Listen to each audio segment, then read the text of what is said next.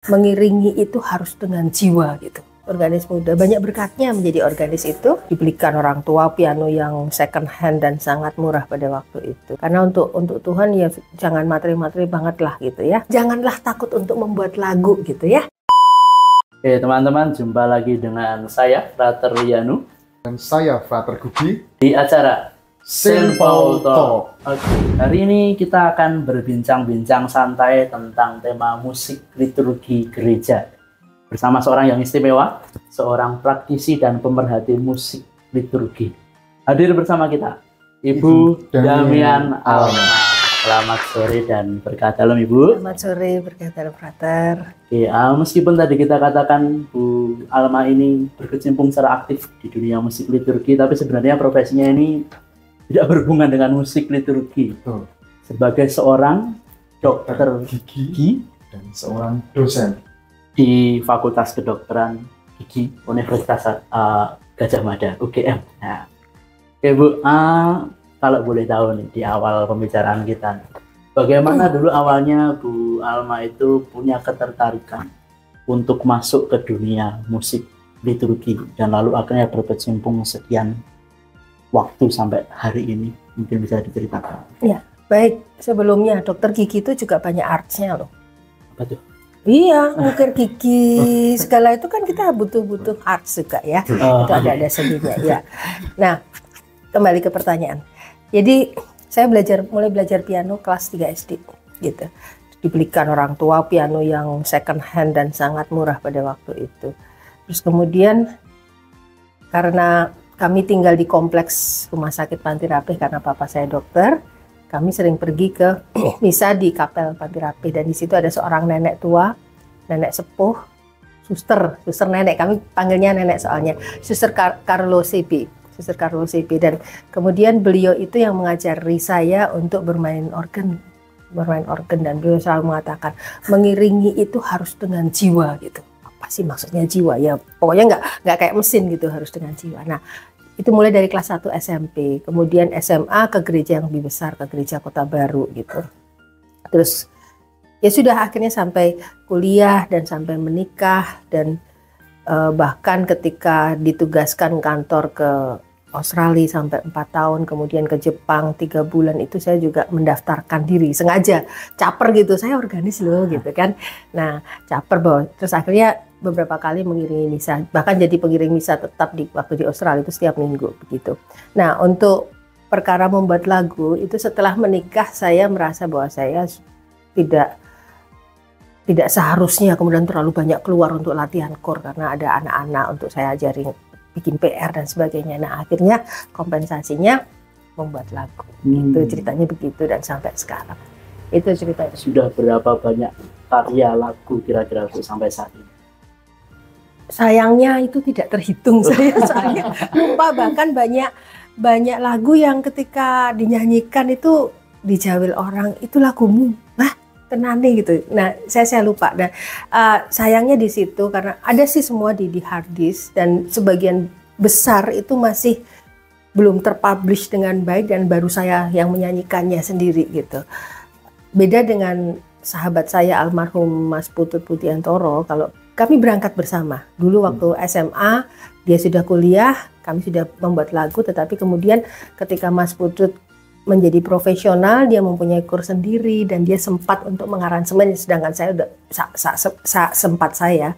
Jadi akhirnya memang lagu-lagu Mas Putut memang lebih terkenal, karena memang sempat merekam sendiri, sempat mempunyai kurs sendiri untuk menyanyikannya. Saya hanya sempat sekarang hanya di lingkungan ya sudah lingkungan tuh kewajiban itu mengiringi di lingkungan untuk yang lain ya sudah waktunya yang muda-muda begitu.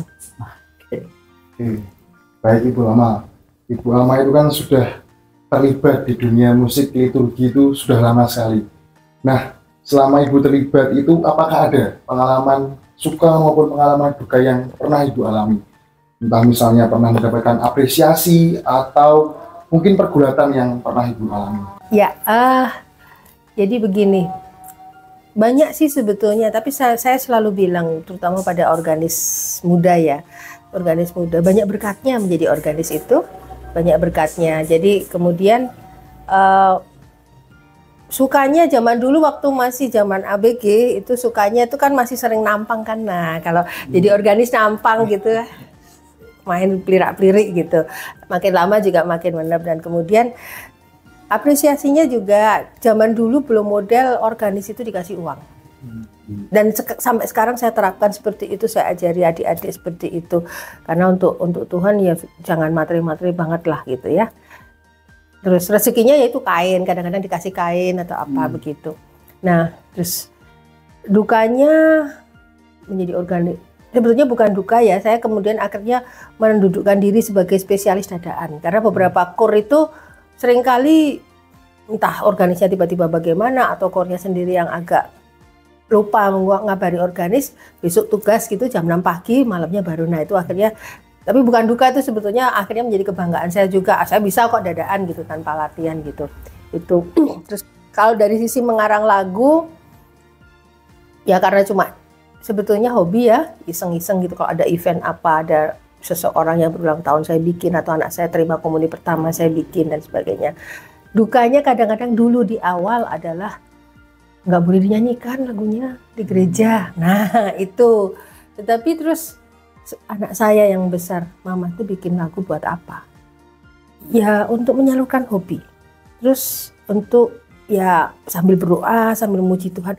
Ya sudah, perkara nanti kalau mau dilarang atau apapun ya sudah, jangan marah gitu. Wong niatnya kan hanya bikin lagu toh gitu. Untuk diterima atau enggak ya sudah, nanti biarkan umat yang akan menilai, yang akan memakai gitu. Berarti lebih banyak sukanya ya Bu ya daripada kayaknya lebih banyak sukanya deh. Nah, lalu Bu Lama, sejauh ini Ibu melihat saat ini, terutama di Kusuma Agung Semarang, apa sih yang menjadi tantangan atau mungkin bagaimana Ibu melihat musik liturgi yang sekarang sedang berkembang di Kusuma Agung Semarang ini? Satu, bahwa musisi yang tinggal di wilayah Keuskupan Agung Semarang tuh luar biasa banyaknya. Mulai yang sudah uzur kayak saya dan lebih usur di atas saya. Kemudian yang adik-adik itu sebenarnya banyak sekali. Itu salah satu potensi yang luar biasa gitu. Dan kemudian yang adik-adik ini tentu saja karena sudah terpapar oleh senior-seniornya, mereka juga tertarik. Dan kelompok kor itu kan luar biasa, banyak banget ya. Kor manten itu. Nah, itu kor manten itu menjadi pembicaraan menjadi diskusi lagi sendiri itu nanti kor manten. Nah, potensinya banyak. Kemudian nah ini yang sedikit agak sensi dikit deh. Beberapa orang mengatakan kalau lagu pop itu haram hukumnya gitu. Sering dengar kan kayak gitu ya. Nah sekarang sebetulnya pop itu apa sih gitu. Populer kalau menurut kata Kamus Bahasa Indonesia itu adalah disukai pada zamannya. Sekarang kita kembali ke sekian ratus tahun yang lalu di mana kemudian musik gereja di awal, saya nggak terlalu paham sejarah, frater-frater yang lebih tahu, itu berasal dari musik barat yang waktu itu populernya seperti itu. Akhirnya dibawa ke Indonesia, ya kan? Nah, kemudian ketika sampai di Indonesia, ketika inkulturasi diperbolehkan, kita pakai gamelan, pakai sapek dari Kalimantan gitu ya, macam-macam, dan itu diperbolehkan. Nah sekarang ketika kemudian anak-anak gamelan itu apa toh gitu kan, nari aja kadang nggak bisa. Sekarang anak-anak muda seumuran frater-frater ini deh lebih banyak terpapar apakah sekarang coba terus terang lebih banyak mendengarkan Gregorian atau lagu pop? Nah kan, tidak ditutani Romo dosen. Nah itu kenyataannya bahwa panca indera kita kemudian lebih banyak terpapar oleh notasi-notasi yang sekarang ini, zaman sekarang ini, lagu populer zaman sekarang gitu ya. Jadi musik Gregorian oke. Kita harus selalu mengingatkan bahwa itu ada, harus dilestarikan, harus diuri-uri terus dan harus sering dinyanyikan juga di gereja. Musik inkulturasi juga harus, karena kasanah keragaman budaya Indonesia juga kita harus tahu itu ya. Tetapi janganlah mengharamkan yang namanya pop. Karena pop itu di zamannya itu populer, disukai. Jadi pop itu nggak ada dosanya. Yang penting adalah satu, intensi lagu itu untuk apa gitu. intensi lagu itu untuk apa. Misalnya untuk komuni ya intensinya ke tubuh dan darah Kristus. Intensi lagu itu adalah mendukung suasana doa gitu.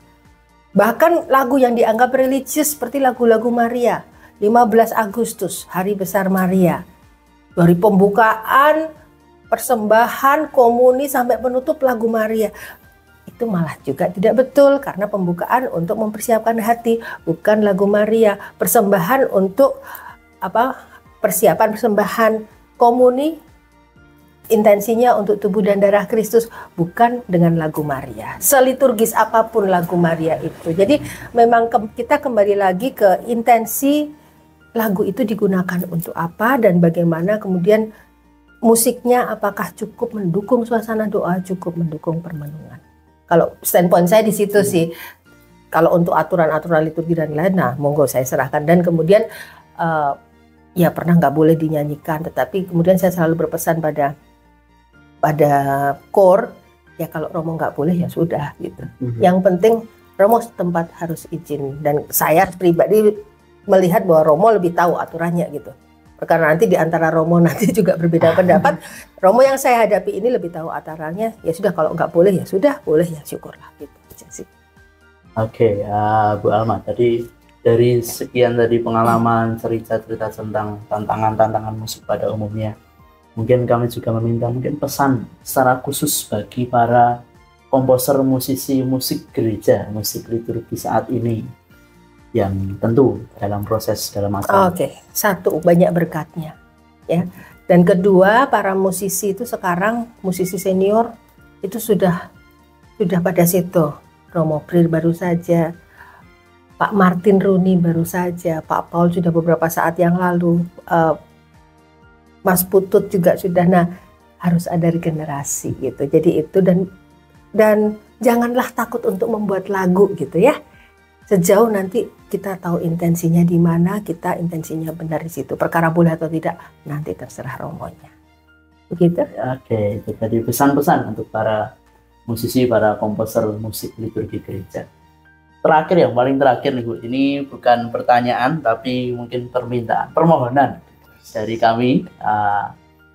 Semoga Ibu berkenan untuk menyanyikan satu potong ya, atau satu full ya lagu karya Ibu. Nanti bersama kita mengundang ya, hadir juga bersama kita nih Frater Roy, kebanggaan organis Kentungannya. Nanti mungkin bisa duet dan akan ada setelah liputan kita hari ini. Ya, gitu ya. Terima kasih Bu Alma untuk hari ini. Dan demikianlah perbincangan kita pada hari ini, kali ini dalam acara ini. Dan jangan kemana-mana, tetap berada di Saint Paul Talk.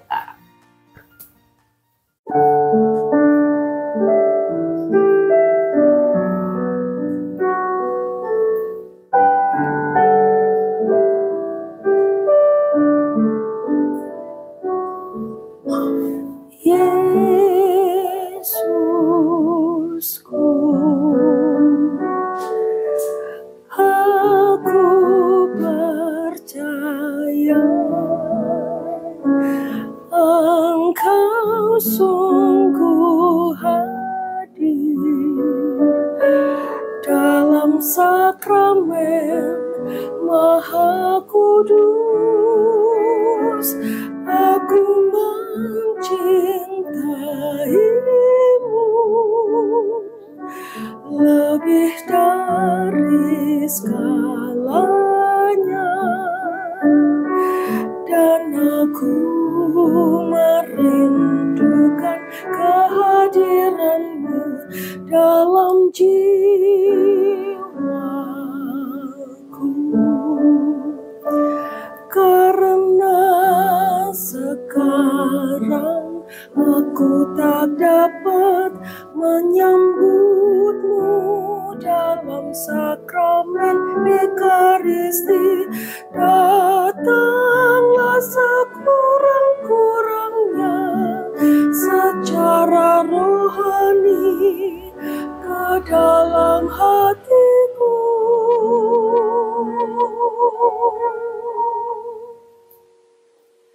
Karena Engkau hadir di sini,